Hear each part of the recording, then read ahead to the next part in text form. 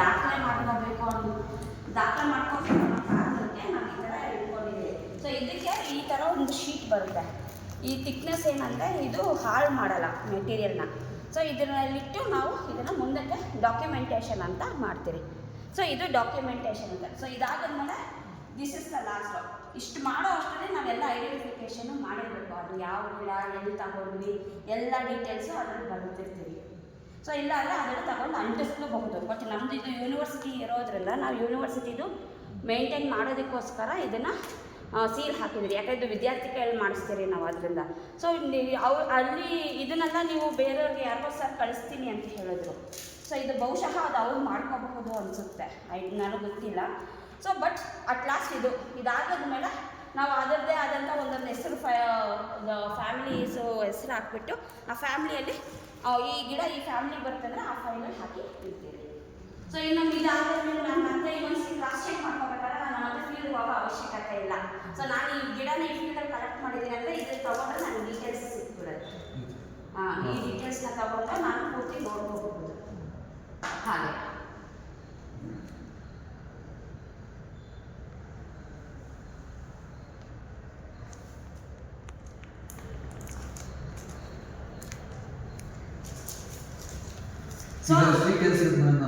ಈಗ ಶೀಟು ನಾನು ನಿಮಗೆ ಅಡ್ರೆಸ್ ಕೊಡ್ತೀನಿ ಸರ್. ಇದು ನಾವು ಪ್ರಿಂಟ್ ಮಾಡಿಸ್ತೀನಿ. ನಿಮಗೆ ಪ್ರಿಂಟ್ ಬೇಡದಿರೋದು ಬೇಕು ಅಂದರೆ ಸಿಗುತ್ತೆ. ನಾನು ಅವ್ರದ್ದು ಡೀಲರ್ ನಂಬರ್ ಕಳಿಸ್ಕೊಡ್ತೀನಿ, ನೀವು ಅವ್ರ ಹತ್ರ ಮಾತಾಡ್ಬೋದು. ಇದು ನಮಗೆ ಯೂನಿವರ್ಸಿಟಿ ಇರೋದ್ರಿಂದ ಇದು ಸ್ಟೇಷನರಿಯಲ್ಲಿ ಸಿಗಲ್ಲ, ಎಲ್ಲ ಪ್ರಿಂಟ್ ಸಿಗಲ್ಲ. ಇಲ್ಲಿ ಸ್ಟೇಷನರಿ ಏನಾದರೂ ನಿಮ್ಗೆ ಈ ಥರದ್ದು ಸಿಗುತ್ತೆ. ನಾವು ಇದನ್ನು ಯೂಸ್ ಮಾಡಲ್ಲ. ಇದು ಯಾಕಂದರೆ ಕ್ವಾಲಿಟಿ ಚೆನ್ನಾಗಿಲ್ಲ. ಥಿಕ್ನೆಸ್ ಅಂತಲ್ಲ, ಇದು ಮೆಟೀರಿಯಲು ಹಿಡಿಯೋದಿಲ್ಲ ಗಿಡಗಳನ್ನ. ಸೊ ಇದು ಟೆಂಪ್ರವರಿ. ಇದು ನಾನೇ ಬಿಸಾಡ್ಬಿಡ್ತೀನಿ ಸ್ಟೂಡೆಂಟ್ಸಿದು. ಇದನ್ನು ಇಳಿಸ್ತೀನಿ ನಾನು.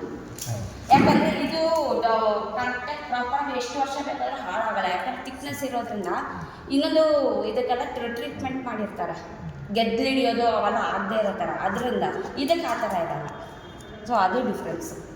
ಇದು ನಿಮಗೆ ಕಾಮನ್ ಅಂಗಡಿಗಳಲ್ಲಿ ಸಿಗುತ್ತೆ, ಇದು ಸಿಗಲ್ಲ. ಇದು ನಾವು ಅದಕ್ಕೆ ಏನು ಮಾಡ್ತೀವಿ, ಇದು ನಾವು ಕಾಲೇಜಲ್ಲಿ ಬುಕ್ ಮಾಡಿ ಆರ್ಡ್ರ್ ಮಾಡಿ ತರಿಸ್ಕೊಡ್ತೀವಿ.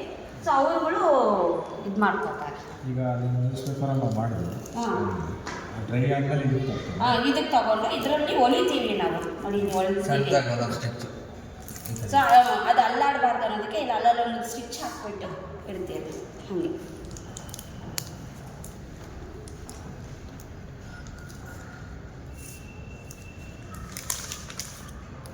ಸೊ ಇಷ್ಟನ್ನು ಆಗಿದ್ಮೇಲೆ ಬುಕ್ ಬರೀಬೇಕಾ ಅಥವಾ ಇನ್ನೇನೋ ದಾಖಲೆಗಳಿಗೆ ಬೇಕಾದ್ರೆ ನಾವು ಮತ್ತೆ ವಿಸಿಟ್ಗೆ ಹೋಗೋದಿರೋದಿಲ್ಲ. ಸೊ ಇದೊಂದು ಪ್ರಿಸರ್ವ್ ಆಯಿತು ಅಂದರೆ ನೆಕ್ಸ್ಟ್ ನನಗೆ ಏನಾದರೂ ಡೌಟ್ ಇತ್ತು, ಗಿಡದ ಏನೋ ತಪ್ಪ ಐಡೆಂಟಿಫಿಕೇಷನ್ ಏನಾದ್ರು ಮಾಡಿದೆ ಅಂದಾಗ ನಾನು ಮತ್ತೆ ಇದನ್ನು ಈ ತಗೊಂಡು ಈ ಗಿಡದಿಂದ ನಾನು ಡೀಟೇಲ್ಸ್ ತೊಗೋಬೋದು.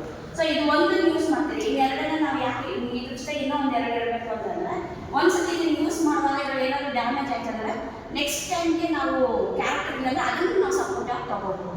ಅದಕ್ಕೆ ಅಟ್ ಎ ಟೈಮ್ 3 ಕಟ್ಟಿಂಗ್ಸ್ನ ನಾವು ಮಾಡ್ತೀವಿ. ಯಾವುದಾದ್ರೂ ಒಂದು ಹುಲ್ಲಿಂದು ಮಾಡಬೇಕು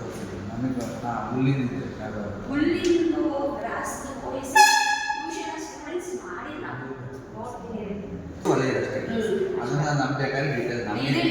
ನಿಮಗೆ ಡೀಟೇಲ್ಸ್ ಅಂದರೆ ಇಲ್ಲಿ ಡೀಟೇಲ್ಸ್ ಅಂದರೆ ನೋಡಿ, ಗಿಡದ ಹೆಸರು ಬಂದಿದ್ದಾರೆ, ಬೊಟಾನಿಕಲ್ ನೇಮು, ಅದಾದ್ಮೇಲೆ ವರ್ನಾಕ್ಯುಲರ್ ನೇಮು, ಅದು ಯಾವ ಫ್ಯಾಮಿಲಿಗೆ ಬರುತ್ತೆ, ಮತ್ತು ಯಾವ ಲೊಕೇಶನಲ್ಲಿ ನಾವು ಕಲೆಕ್ಟ್ ಮಾಡಿದ್ವಿ.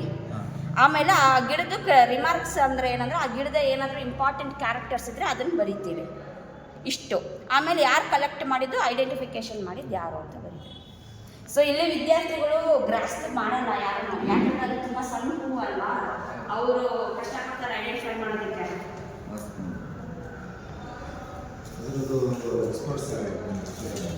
ಇಲ್ಲ, ಇಲ್ಲಿ ಅಂದರೆ ASC ಇದ್ದಾರೆ. ನಮ್ಮ ಡಿಪಾರ್ಟ್ಮೆಂಟಲ್ಲಿ ನನ್ನನ್ನು ಬಿಟ್ಟರೆ ಟ್ಯಾಕ್ಸಿ ನಂಬಿದ್ದೀನಿ ಯಾರೂ ಇಲ್ಲ. ಮತ್ತು ನನಗೂ ಇದು ಮೋನೋಕರ್ತ ಅಷ್ಟು ಐಡಿಯಾ ಇಲ್ಲ, ಸ್ವಲ್ಪ ಕಷ್ಟ ನನಗೂ.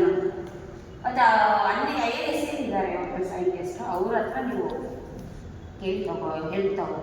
But this is the process.